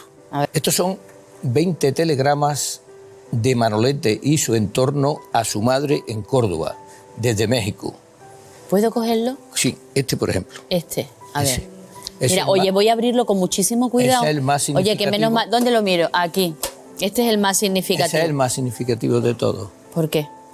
Pues porque Pero lo voy a se leer. comentó mucho, léelo, se comentó mucho en la prensa que se había casado en México con su novia, con Lupe Sino. Con Lupe. Dice... Leído prensa de noticias, mi casamiento es mentira, te lo juro. Te lo juro por ti. O sea, se lo dice a su madre. Su madre. Espérate, lo voy a leer otra vez. O sea, Manolete le manda desde México a su madre este telegrama. Dice, leído en la prensa noticias de mi casamiento, es mentira, te lo juro por ti, estate tranquila, abrazos, Manolo. Qué bonito. Ay, qué lástima. Estaba él preocupado porque su madre vaya a pensar que se ha casado sin ella. Es que su madre para él era algo especial, ¿no? Estate tranquila, te lo juro por Pensaba ti. que le habían dado un disgusto a su madre diciéndole que él se había casado, sin que él le dijera a su madre que se había casado. Hay más, Entonces, ¿qué más cosas pone? sí, los otros son ya habituales de he cortado orejas, no sé cuánto, he triunfado, guarda esto. Espérate un momentito, es que me encanta. Esto es un tesoro, ¿eh? Claro. Maravilloso. Esto lo tienes tú que plastificar o algo. No, que va, si lo platifico lo fastidio. Tiene que estar así, genuino. Manolete mano a mano Garza, tiene triunfo apoteósico pone. Bueno, porque había 4 orejas, rabo sacado, Las hombro. palabras valían dinero y había que ahorrar. Es que la palabra valía en dinero, rabo sacado, hombro. Estamos bien, beso, abrazo. Oye, qué bueno. Déjame, yo me quedaría aquí todo el tiempo. Es un documento, de verdad. Lo tengo un mimo tremendo, lo tengo un cariño especial y lo traigo aquí con muchísima satisfacción, ¿eh? Porque creo que es el sitio donde había que mostrar esto. Vale. Se está hablando de un número ¿Tú 1. me dejas que yo lo tenga mientras yo te pregunto una cosa? Sí. Lo voy a tener aquí un ladito. Aquí, mira, aquí puesto. Oye, una cosa, uno de los elementos más icónicos de Manolete era su mechón de pelo blanco, Sí. que dice que le salió después de un disgusto, un mal de amores. Que no era con Lupe Sino, fue con la primera. Una cordobesa. Su novia. Una cordobesa que vive la señora, ¿eh? Y que le dijo que no, o pasó algo, y le salió, se casó con otro. Se casó con otro. Y él del disgusto le salió un mechón blanco. Tú tienes una anécdota que yo no sé si es muy legal contarla. Pero vamos, si a ti te detienen, yo voy contigo. No, pero eso que pasa. tiene que ver con Manolete y Pasó con en el año Alfonso. 80. pasó. Venga, prescrito. Prescrito. Se muere la madre de Manolete, doña Angustia. Se muere con 99 años, como tú sabes. 99. Con 99 años. Entonces, se muere en día normal, la mujer se muere y la entierran. La única persona que se puede enterrar con Manolete es su madre. El padre está enterrado, de Manolete está enterrado unos 200 metros más para allá. Sí. Entonces, claro, sacan los restos de Manolete para cuando llegue el ataúd con la madre, pasar los restos de Manolete con la madre. Entonces, a mí me lo dicen y yo voy a la iglesia del cementerio que estaba casi en obra, medio en obra, nos metemos otro y yo por la ventana, saltamos, y en el altar había pues un atillo, ¿no?, con huesos. Lo abro y estaba la calavera de Manolete y dos huesos, uno más grande y otro más chico. La calavera de Manolete tenía el mechón blanco, no tenía ningún pelo, era la calavera, pero tenía el mechón. Entonces yo cojo la calavera, le doy un beso y le digo a este que viene conmigo, hazme una foto. Entonces se pone con la cámara allí, yo me pongo así para hacerme una foto y le digo, yo le hago a otra, calla, calla. Sí, no, si no voy a hablar. No puedo hablar. Es que yo soy manoletista sin y aire. para mí es una pasión, Entonces va a hacer la foto y, oye, que esto que es automático, que dispara.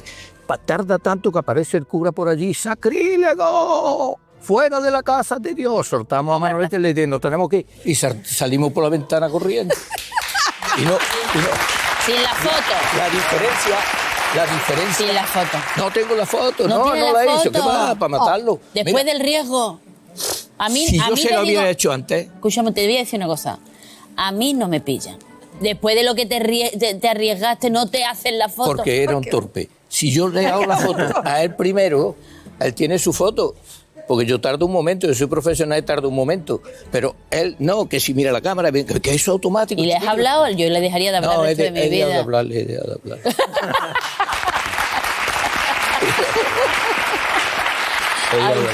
Qué maravilla de anécdota. Me ha encantado conocerte y te agradezco que hayas compartido tu tesoro y lo con debes nosotros. de entender, que me lo digas. Hombre, lo debo de entender, yo me lo quedaría. Bueno, como tú, fíjate, la cultura de Manolete, hay muchísimos aficionados que sus vidas giran en torno a la tauromaquia y a Manolete. Muchos de ellos se reúnen en peñas donde guardan los tesoros más preciados de sus ídolos, ¿no? En Córdoba, la tertulia cultural Manolete también honra la memoria de su titular. ¿Y cómo la honra? Vamos a verlo. En el corazón de Córdoba está la tertulia cultural Manolete, un templo para los aficionados al toreo que cuenta con 34 años de historia. La tertulia de Manolete se funda en la taberna de La Fonseca en el 1991 y posteriormente, ya en el mes de octubre del mismo año, nos trasladamos al restaurante El Rincón de las Beatillas, que es donde realmente nos encontramos. Un lugar repleto de auténticas joyas, vestigios de la leyenda del cuarto califa. Tengo aquí que se puede demostrar un documento importantísimo donde Manolete confirma la alternativa en México. Documento donde don Fabricio lo nombra, que repique las campanas planiñeras de la mezquita, porque ya Córdoba tiene al sucesor de Guerrita.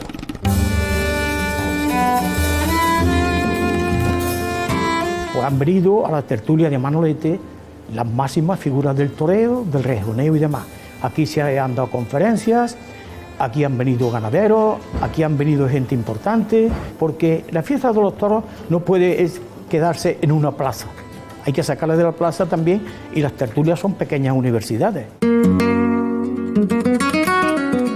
Un pequeño santuario en el que todos los miércoles se reúnen sus miembros para recordar la figura del maestro. Esta fotografía se hace en el año 1944 en Bujalance, porque el señor Latorre es un hombre que le ayudó a Manolete en sus comienzos, porque fue también alumno de la escuela taurina de Bujalance.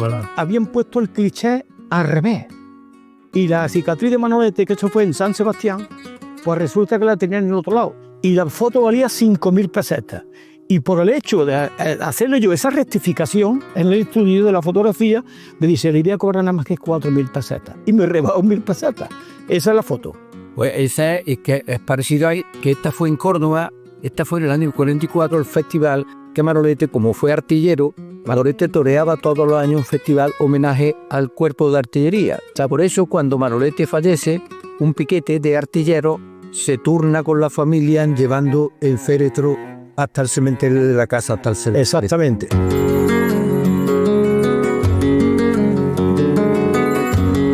Esto, digamos, es un pequeño museo. Es un pequeño museo. ¿Por qué? Porque nosotros recordamos con cariño a nuestro titular Manuel Rodríguez Sánchez Manolete. Nosotros lo veneramos a Manolete. Una devoción que se mantiene intacta casi 80 años después del fallecimiento de uno de los cordobeses más universales.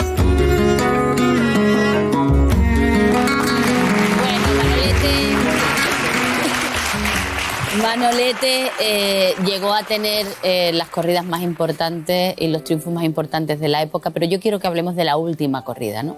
Donde pierde la vida. ¿Cómo fue? ¿Qué sabéis? Bueno, fíjate que se dicen muchas cosas. Sí, se cuentan muchas cosas, pero creo que tenemos que creernos la de las fuentes más cercanas que la vivieron con él. El maestro hablaba antes de Rafaelito Lagartijo, de su sobrino. Yo tuve la oportunidad de conocerle y me contó que había compartido con él en la habitación, de aquella habitación número 42 del Hotel Cervantes de Linares, la noche previa a la corrida. Y le pregunté cómo fue esa noche. A mí me impactó aquello. Estaba con una persona que había compartido con Manolete la última noche de su vida, con Manolete. Y le pregunté, quería saber cómo había sido aquella noche y cómo lo había pasado el maestro. Y me contó que inquieto, que muy inquieto, que prácticamente no pudo dormir. Claro, evidentemente no creo que fuera una cuestión de premonición, sino un poco de esa presión de la que hemos hablado antes, que traía encima. Él incluso dudó en torear en Linares. He escuchado alguna anécdota de cuando iba camino de Linares, Guillermo, que era su mozo de espada, le sugirió no ir a Linares, desviarse y llegar a Córdoba y no torear en Linares. Y fue el quien insistió y dijo, no, quiero ir a Linares, vamos a Linares y ahí termino. Eso tampoco podía hacerlo, ¿no? No podía decir en el último momento que no toreaba. Pero se lo propusieron de su entorno más cercano viendo un poco cómo estaba y él quiso ir.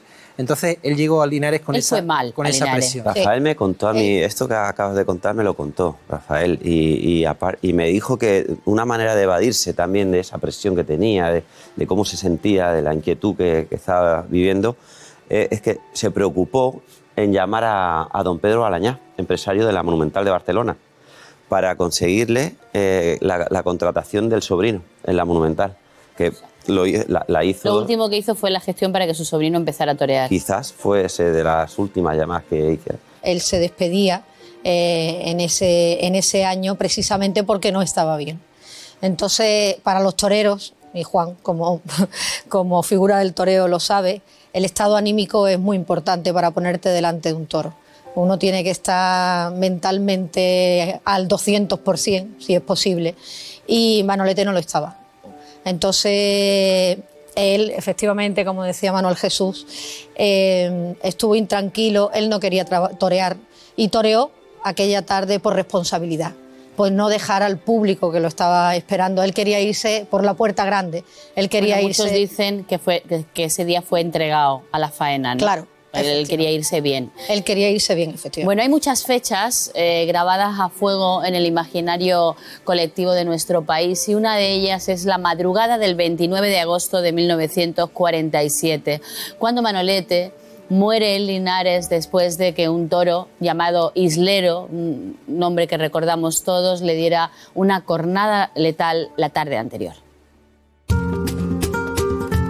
El 28 de agosto de 1947, Manolete llega a Linares para torear junto a Luis Miguel Dominguín y Gitanillo de Triana. La ciudad estaba en fiestas y miles de personas acudieron a la cita. Nosotros hemos tenido el privilegio de poder hablar con uno de los pocos testigos que todavía recuerdan aquella tarde. Ese día me llevó mi padre desde Úbeda a Linares para que presenciara yo esa corrida célebre. Nosotros éramos de Úbeda, mi padre y yo, y de Úbeda se desplazó mucha gente porque era de mucha importancia, la corrida era mucha importancia, eran 3 toreros buenos y en la feria, un ambiente espléndido. ¿Cómo llega Manolete a Linares? ¿En qué momento de su vida? Descompuesto. Tú a una persona la puedes matar psicológicamente. Tú puedes andar por la calle y vas muerto. Entonces Manolete psicológicamente ya venía muerto por la presión, por la incomprensión, por los públicos. Porque Manolete, como artista, y eso siempre le pasa a muchos artistas, como artistas son tremendos, potentes, no es quien pueda con ellos, pero son muy frágiles de persona.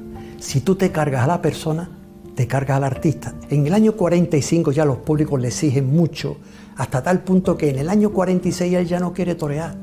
Si Manolete se tenía que haber retirado en el 46, lo obligaron al 47, él ya no quería torear más. Antes de morir fue a San Sebastián, porque estuvo toreando por Santander, por toda esa parte, y se llegó a San Sebastián a verla, que estaba veraneando ella allí.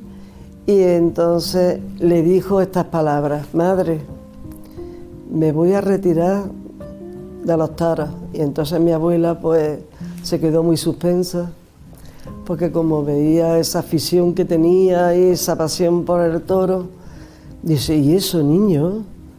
¿Cómo has pensado así?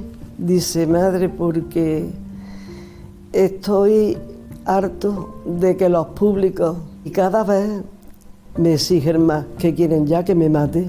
Le dijo a mi abuela estas palabras: ¿qué quieren ya los públicos? Que me mate el toro.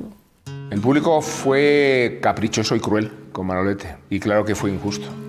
La corrida de Linares, tal como me la cuenta, que paz descanse el maestro, su sobrino, Rafael Soria Lagartijo, la verdad que fue una tarde en la que siempre se entregaba, ¿no? Y siempre estaba entregado, ¿no? Manolete arriesgó mucho con Islero porque en el primer toro que le había tocado en suerte no pudo hacer nada y Dominguín había cortado orejas. Entonces se sintió un poco tentado en su amor propio y arriesgó mucho. En el primero quedó muy mal y entonces yo creo que eso le estimuló y fue un estímulo para él en el segundo toro querer recuperar lo que en el primero no hizo. Toro hilero, se llevó hacia la gloria, tu compañero. El toro que mata a Manolete es Islero. ¿Cómo era ese toro? Pues un miura más, un miura de aquella época. Es verdad que eran peligrosos y el sorteo mucha gente dicen que lo cambió. No. Islero le toca a Manolete, pero como la gente se mete en tanto con él, últimamente, que si el toro era chico, que si el toro era afeitado, que si tal y cual, le cambiaba a Gitanillo el toro más grande, se lo cambió Linares para que le tocara a él, pero Islero le tocó a Manolete. El toro Islero era un toro que ya había mostrado defectos desde el principio. Era un toro que tenía una tendencia a meterse mucho por el pitón derecho, le había avisado en alguna ocasión toreándolo antes de capote y eso, que se le colaba por el pitón derecho, y Manolete no le dio importancia a eso. La faena fue peligrosa porque aquello era un ay, porque es que el toro le estaba avisando. El Linares hace algo que no había hecho nunca, hace unos desplantes. Luego Guillermo y la cuadrilla: mátalo ya, Manolo, que lo está alargando demasiado. En ese toro hizo una faena extraordinaria, impresionante. Manolete, Manolete, ya te lo decía yo, que un torito de Miura iba a ser tu perdición. Y él entró a matar en la suerte contraria, que quiere decir dándole la espalda él a Chiquero, y el toro que tenía querencia con Chiquero. Y además entró a matar por derecho, que quizás por eso fue la acogida tan grave. O sea, fue impresionante. La acogida fue impresionante. Él se está volcando, está todavía con la mano casi en el morrillo y está volcándose encima del toro. El Islero casi no lo quiso coger, Islero fue en la agonía, que levantó la cabeza y lo corneó en la femoral. Si es que Manolete parecía que se había dejado matar. Entró tan despacio, entró tan entregado, que se olvidó del cuerpo ya es que le daba todo igual. La novia de Manolete ya no lleva más collares, porque Manolete ha muerto y ya en la plaza de Linares. Me quedó en la plaza un silencio enorme. En ese toro había hecho una faena muy buena, pues se quedó impresionada la plaza, porque fue un triunfo auténtico. El toro salió andando, o sea, que salió, parece que no lo había cogido, pero nada más que dio unos pasos el toro, cayó rotundamente, porque la espada la había atravesado completamente al toro. Y él por otro lado, o sea, que cayeron uno por un lado y otro por otro. Sí, impresionante fue. Mi padre sabía que se moría, desde el primer momento. Desde que le metió la mano en la ingle, sabía que se le iba. Claro, tu padre intentó frenar la hemorragia. Con el puño, se remangó la camisa y con su brazo derecho le metió en la ingle, pero hasta aquí. A ver si podía parar la sangre, claro, en su poco conocimiento, que eso no, cuando viene la hemorragia. Y se vio que la pierna iba llena de sangre y además como se equivocaron, no sabían si meterla por un sitio de la plaza o por otro, se recorrió en brazos de los que lo llevaban y eso impresionó mucho al público, hasta que encontraron ya la manera de llevarlo a la enfermería. Eso lo recuerdo como si lo estuviera viendo hoy. Y lo cogieron en volandas entre varios, banderilleros, y claro, empezaron a correr para donde ellos creían que estaba la enfermería. Pero era el patio de cuadrilla, el patio de caballo. Entonces el público tuvo que avisarles de que el camino era otro y tuvieron que darse la vuelta. En fin, que ahí hubo un tiempo que estuvo Manolete en volandas, sangrando, evidentemente, claro. Llegó a la enfermería. ¿Y qué pasó dentro de la enfermería? ¿Quién estaba? Bueno, pues la enfermería aquello fue un lío, porque la enfermería se llenó de gente. Allí tuvieron que echar a gente de la enfermería porque aquello era un caos.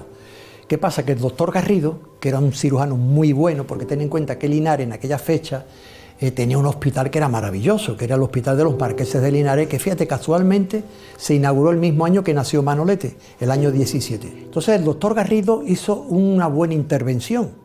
A Manolete lo primero que se le hizo fue lo que hoy día llamamos una cirugía de control de daños, que fue ligar los vasos principales que estaban sangrando, limpiar muy bien la herida, porque las heridas por asta de toro son heridas muy sucias, y luego ya es cuando deciden llevárselo al hospital de San José, el hospital que le llaman de los Marqueses de Linares. Está el estado delicado que tenía, que lo normal es que lo hubieran trasladado en una ambulancia, ¿no? Era tan delicado que lo llevaron como un Cristo. Hay quien dice que parecía un Cristo, porque lo llevaron en una camilla, y esas camillas que había antiguamente cerradas. Imagínate tú en el mes de agosto, Manolete, llevándolo así. Y estaban en feria, ¿no? En feria de San Agustín.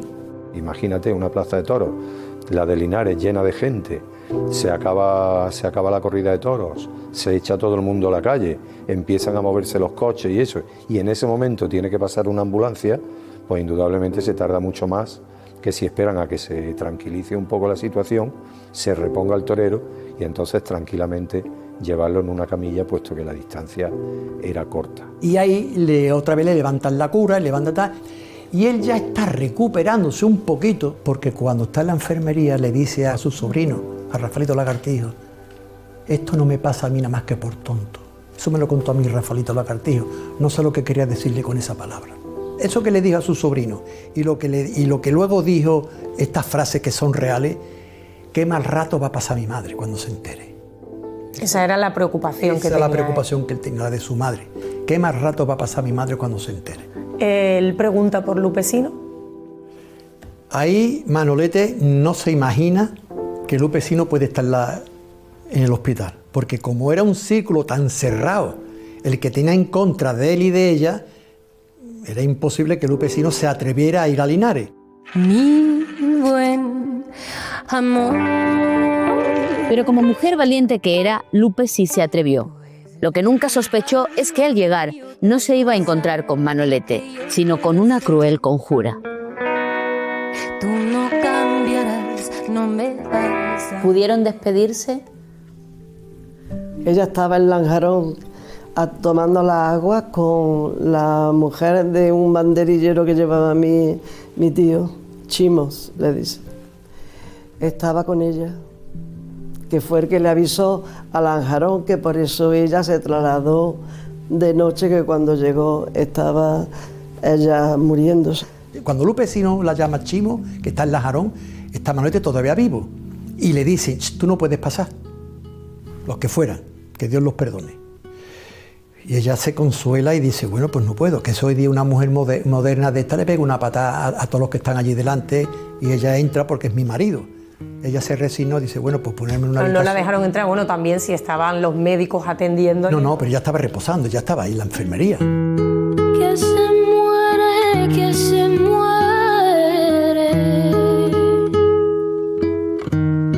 Y yo le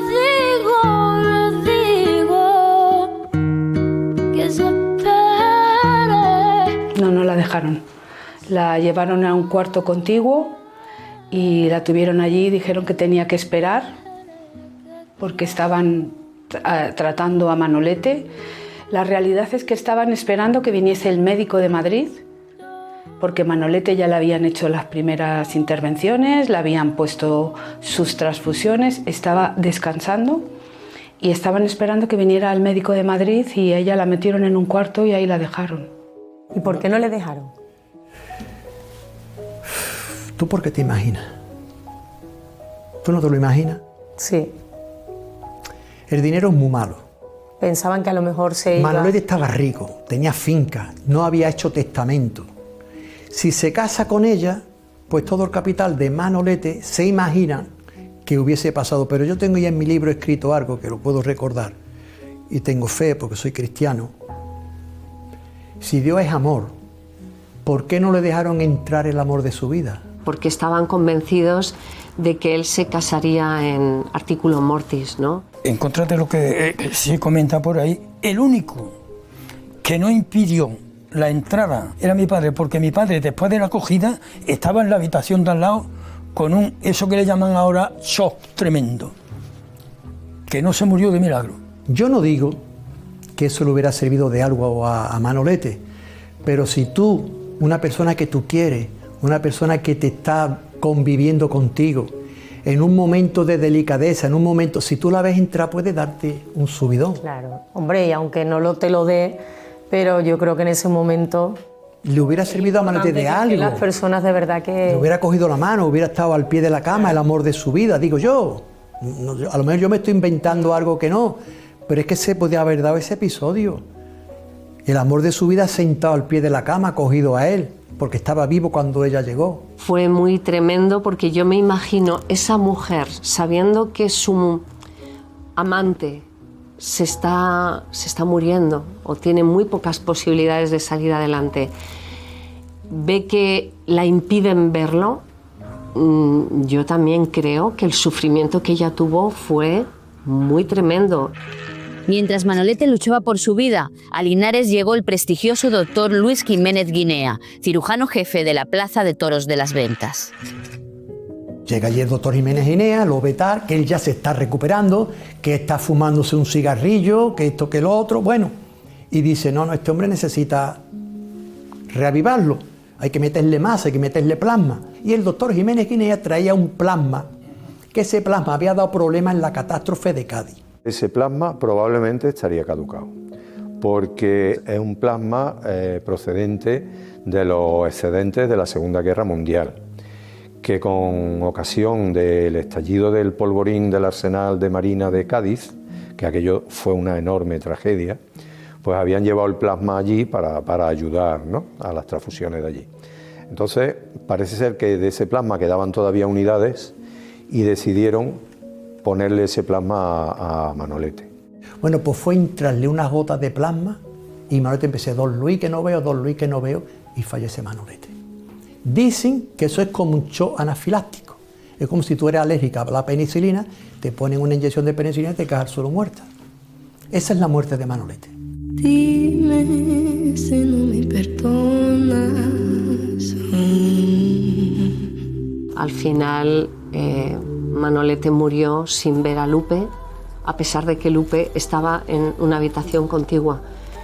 Me parece muy trágico, ¿no? Muy terrible.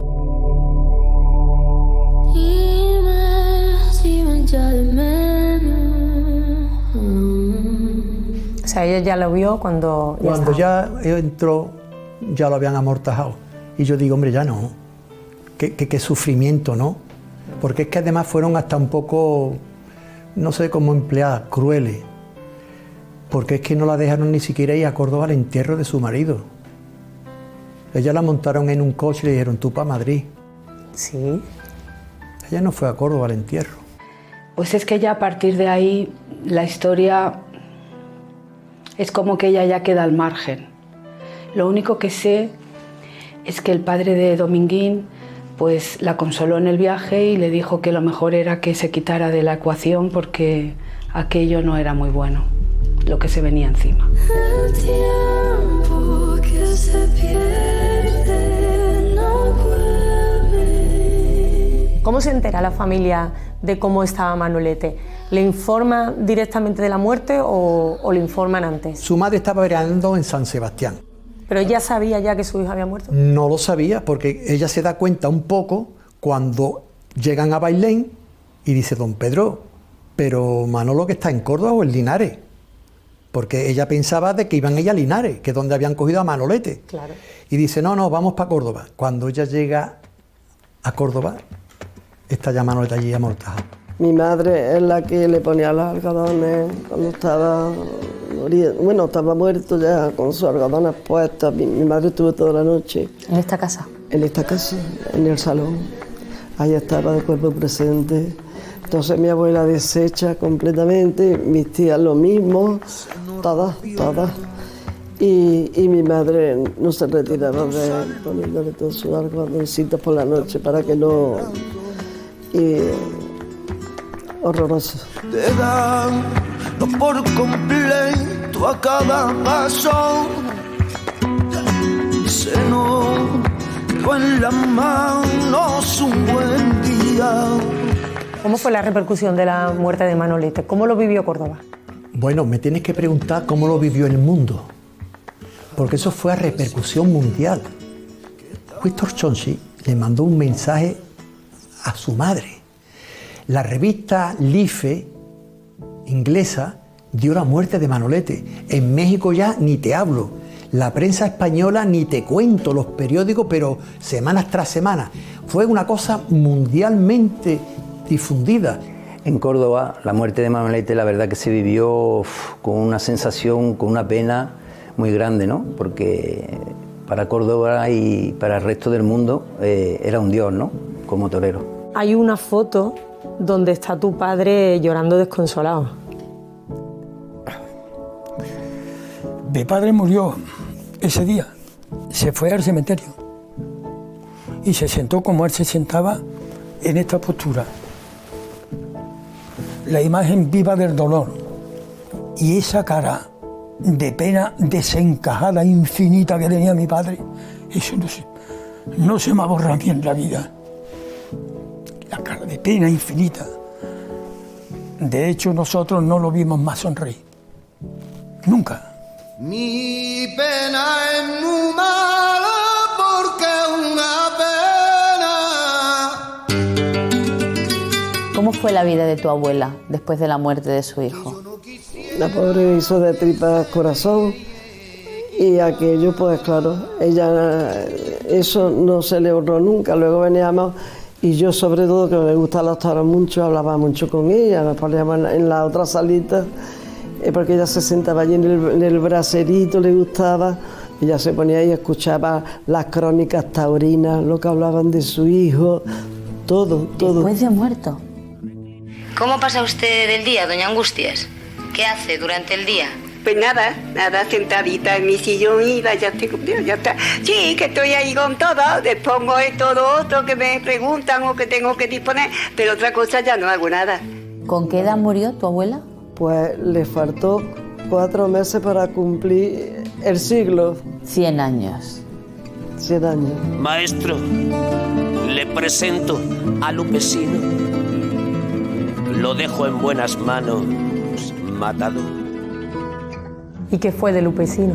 Pues Lupesino, pues como tenía la fama que tenía, cuando muere Manolete, no es que se vaya a México, es que la mandaron para México, porque hay unas memorias de Fernando Fernán Gómez, que está interviniendo en un guión, no voy a decir quién, unas autoridades, cuando se enteraron que estaba en el guión Lupesino la sacaron.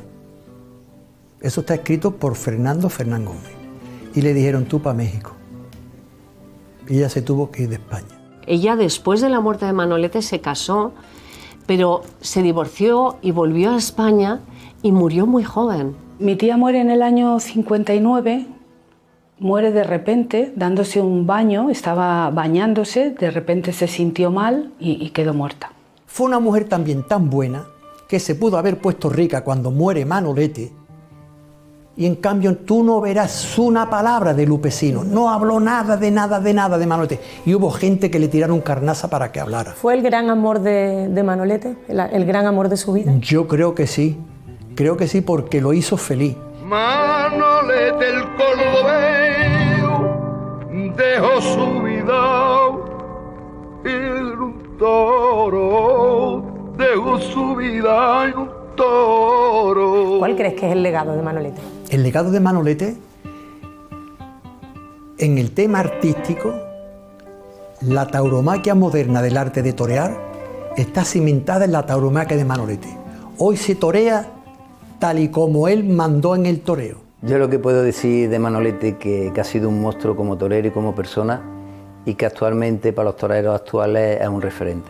Él representa una de las partes esenciales de lo que es el toreo y la fiesta de los toros, que es lo trágico.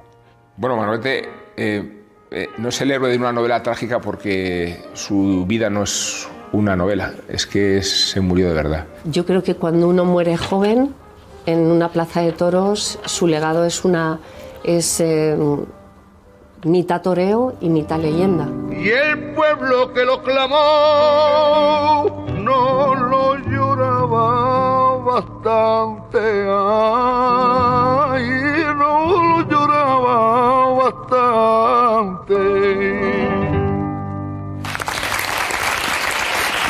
Aquella fatídica tarde de agosto, Manolete entró en el hospital de Linares, pero no era la primera vez que visitaba ese lugar. ¿Por qué había estado allí antes? Pues había estado allí antes porque había tenido un accidente, una chica, un familiar de él, había tenido un accidente y la llevaron a este hospital.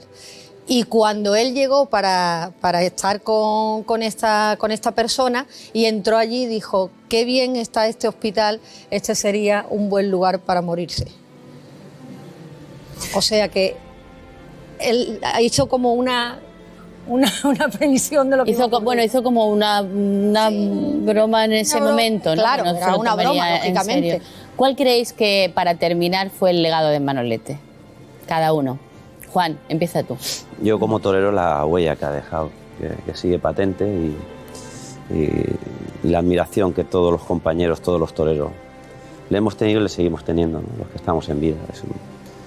¿Y para vosotros, Ana, Manuel Jesús? Para mí, su personalidad, tenía una personalidad arrolladora, y dentro del mundo del toro ha dejado uno de los legados más importantes, el comienzo del toreo actual. Que tantos años después sigamos hablando de él hasta el punto de estarle dedicando ahora un programa de televisión, ¿no? Yo creo que eso lo dice todo de lo grande que ha sido y que sigue siendo, ¿no? Juan, te agradezco muchísimo que hayas estado con nosotros. Sí, un placer. Ana María, Manuel Jesús, me encanta que estéis aquí porque sois fuentes de sabiduría taurina. Y a todos ustedes en casa, gracias por estar un día más. Volvemos la semana que viene para seguir descubriendo a más figuras del toreo que han hecho historia. Que seáis muy felices. Nos vemos.